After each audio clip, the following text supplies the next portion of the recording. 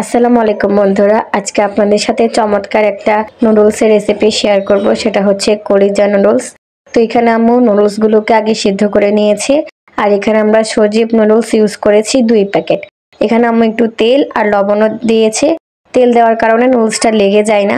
তারপর একটা কড়াইয়ে আমরা বেশ খানিকটা তেল নিয়ে তার সাথে আমাদের কলিজা, এটা হচ্ছে মুরগির কলিজা, তার সাথে আদা বাটা, রসুন বাটা, জিরা বাটা, লাল মরিচের গুঁড়া, লবণ আর একটু পানি দিয়ে এটাকে আমরা ভালোভাবে কষিয়ে নেব।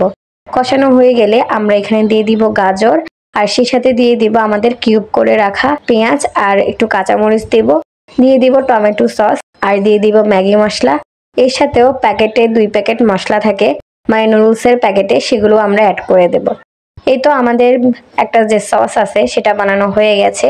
এবার আমরা আমাদের যে সিদ্ধ করা নুডলসগুলো আছে সেগুলো অ্যাড করে দেব। দেখতেই পাচ্ছেন এর মধ্যেই দেখতে কতটা লোভনীয় লাগছে।